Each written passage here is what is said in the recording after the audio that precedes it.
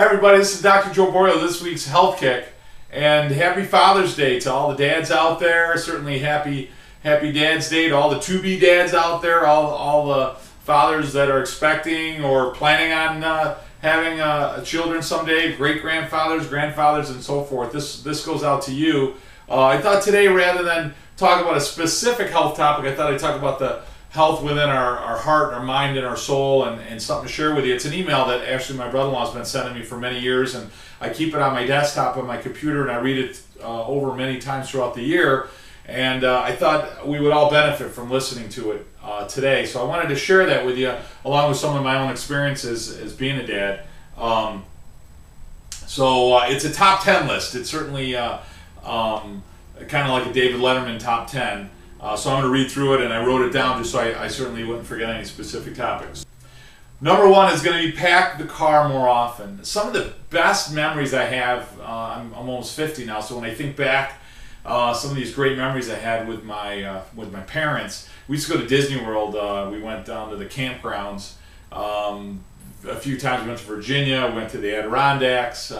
My dad ran a restaurant, an old Italian guy, and my mom kind of grew up in that Leave It to Beaver family type dynamic. So, we took a week off. My dad would take a week off every year, and it was something we really cherished. And we had great times, great memories. I don't remember bad things that happened, even some of the events that happened that were unplanned. We lost our luggage once, or we had a really bad car accident. We had damage to one of the tires on one of our trips. When I think back of that, and when we talk about that as a family, we always laugh. I think it was real stressful for my parents, but it was something that we always laugh about. And I think when we're fathers now, and we get so caught up in the moment, I know I've done that in my practice, certainly, in certain businesses that are running, you're like, oh my God, I got to do it today, I got to do it today. When you realize that, the world still goes on without you, and boy, if you could take that extra week or two and a year and spend it with your family and your kids, boy, you're really leaving them with better memories,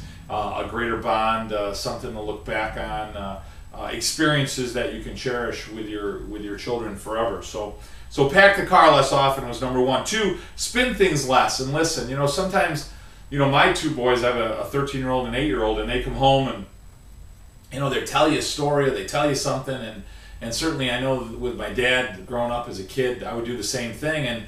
And often, rather than maybe listening more, we would immediately try to fix it. Guys tend to be fixers, so we immediately try to remedy the situation. Where sometimes I think to be a really good father, I think you need to be a good listener, and I think sometimes maybe you don't need to fix something. Maybe your child just needs to express something or express an experience. So I think if we certainly spin things less and just listen more, I think we'll really be given a gift to our children. I've certainly made that mistake, and I certainly try to stay on top of that when my children come home every day. Raise our voices less. Certainly we want to. My dad would always say, "Hey, I'm not your friend. I'm your father," and I agree with that 100%.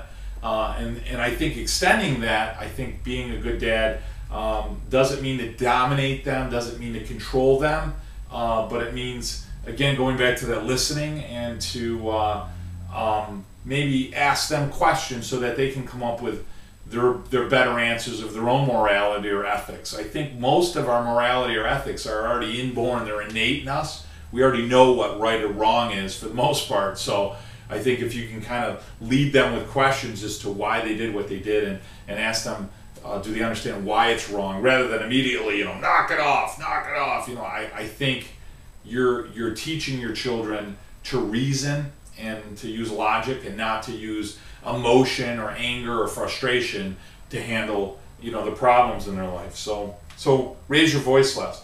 Put up the hoop sooner. So many times I'm guilty of this as a dad, and I know a lot of my buddies, when we talk, you talk about a basketball hoop, but anything, going to buy golf clubs or going to get ice cream or going to fix the fishing reel. My son went fishing this morning, so I went yesterday and bought him a fishing reel and so forth. But really, one of the statements I always use as a coach for clients is TNT, today, not tomorrow. I think we need to realize that, boy, your kids are experiencing life, and their experiences in their life are so different than you think it is.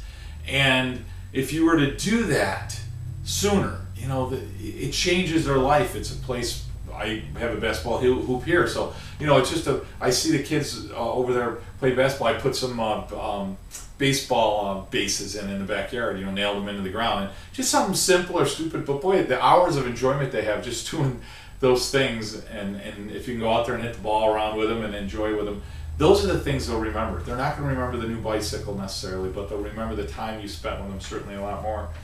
Hung around more at bedtime, you know, that's one thing I want to tell you that I made that mistake again too, is you know, wanting to be around your kids right at bedtime, and I do that so much more now, and I'm so much better at that. Is, you know, that last 15 minutes of the day where you can do so many of these other things. You don't have to spin things as often. You don't raise your voice. You can make plans for the day after, see what their life is like, where they're headed. Talk about their day. Talk about, laugh and enjoy, and really kind of put together that cliff note, that summation of the day, or what you want to do the next day or in a couple of weeks or whatever. And I'll tell you, that sometimes for me, that's the best time I can spend with my kids, and just give them that last minute hug and a kiss and tell them I love them, and spend that extra time with them is great. You know, one of the lines they use in number 6 is bought more pets, or bought the hamster sooner. But what they were really referring to is remembrance. So many of the things that we do, you know, when you think back, everyone, if you had a pet, you know, you remember your dog Peanuts, or you remember your dog Snoopy, or you remember your dog, you know, Rocky. We have 2 St. Bernards, Rocky and Bella, and you know, my kids, that's what they'll remember, you know. So not just a pet, but gear, fishing gear, or like I said, a bicycle, or a scooter, or a skateboard, or those little things that you can shape memories around, things that you can shape remembrance around, I think are really important, and something that you can share with them at the same time. I still remember my parents when I had my red bicycle, and they took my training wheels off, and when they bought me that bike, you know, for my birthday, and it was something that still sticks with me. I still remember that. Starting your day, investing with your children 5 minutes. You know, starting that day for 5 minutes. We get so ruffled about sometimes yelling or getting frustrated because we're trying to get ready for school or get ready for an event. We'll maybe get up a few minutes earlier, and that way you can maybe still need to do some of that, but you can also spend those 5 minutes with your children and talk about the day, and listen to what their expectations are of the day, and listen to them. They're just little gems in their minds, and young adults that you're shaping to be significant contributors of community, and significant contributors of our future, and people that are really going to own families, and, if you will, our own communities, or own our country.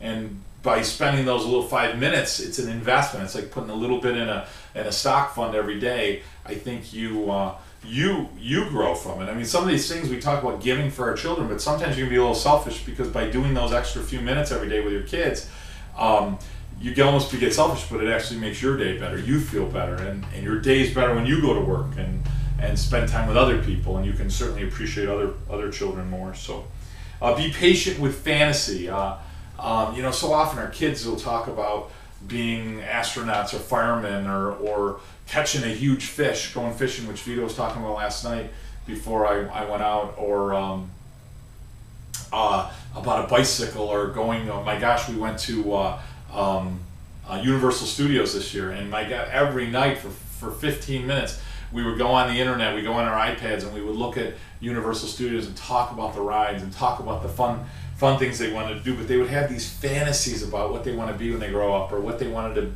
do next year, or how the next grade was going to be, or the first kiss, or what have you, and just to sit back and listen to them. There's no, we haven't ruined them yet, you know, at that age. They're not so much thinking in a box. Anything's possible, and it's great to listen to them express the world through their eyes, through their perspective. And like I said, it's selfish too, because you start to sense the magic of day to day. We get so stuck in the day to day mundane of life, and you get to hear it through their eyes, and all of a sudden life becomes fun. You know, B.J. Palmer, one of my favorite authors in chiropractic, talks about that. don't take yourself so damn seriously. And I think as adults we start to take ourselves so seriously, or take moments of time so seriously. And when you listen to kids, you realize, you know, it's easy not to take it so seriously. So, which I love. Hug and kiss your kids more. I'll tell you, I grew up in an Italian family, so fortunately for me, it wasn't a challenge. You know, my mom and dad still give me a kiss and a hug, and hold my hand, or put their hand on my shoulder, or you know, an embrace frequently. And I definitely kiss and hug my kids. I can't wait to touch them all the time. And I'll tell you that really, we're, as human beings, we really we work well with hugs and kisses. I mean, if you go up to somebody and you give them a hug, it changes their entire physiology. It shows to lower cancer risk. It shows to lower heart attacks if you get 7 hugs a day. So imagine if you do that to your children. One great way to make your kids healthier is to hug them and kiss them. And good news, you get healthier as a result. So really, really great. And number 10, been alone with each child individually more often. That's another thing I noticed, is that often I would take my kids, you know, myself with my two boys around, and gone fishing or done things. And I think that's great, and I think it's important. And certainly as a family, I think that's important too. But I also noticed that I think it's really important, and I got that from this when I read this 10 years ago when I started reading it, how important it is to actually take one of your children away and spend individual time with them, whether, like I said, it's fishing or kicking the soccer ball around or playing baseball. But each child is so unique and so different, and they need different things from you, and you can enjoy different aspects of their life or personality or perspectives as well. I'll share in closing this one real neat story. It's not a story of mine. It's actually a story that I was exposed to once, but it's about an older man who his wife had passed away, and he was actually putting together some papers for his family.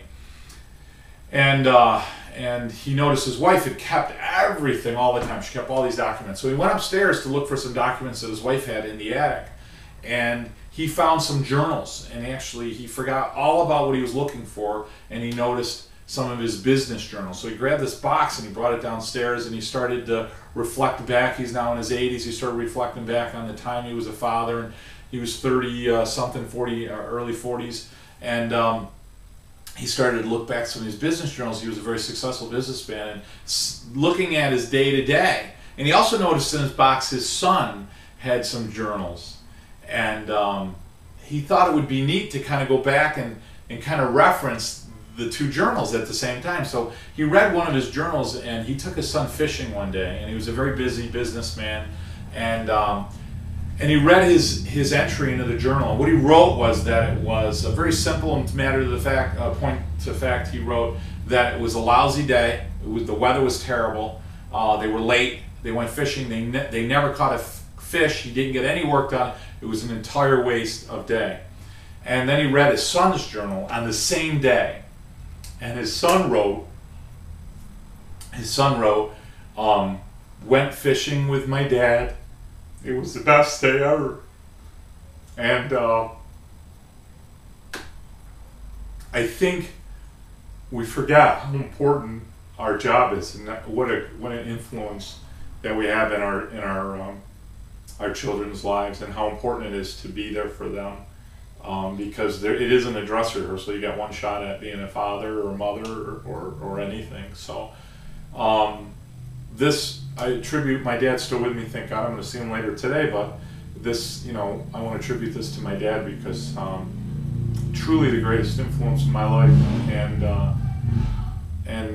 you know, news, my dad isn't perfect, neither are you, but they don't need perfect, because they have you in their life. So to all of you out there, a happy Father's Day.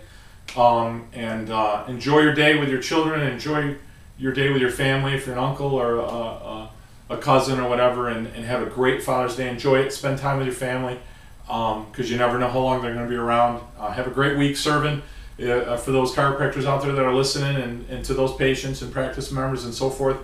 I hope that you have a great day just spending time with your family and friends, and I'll talk to you guys next week.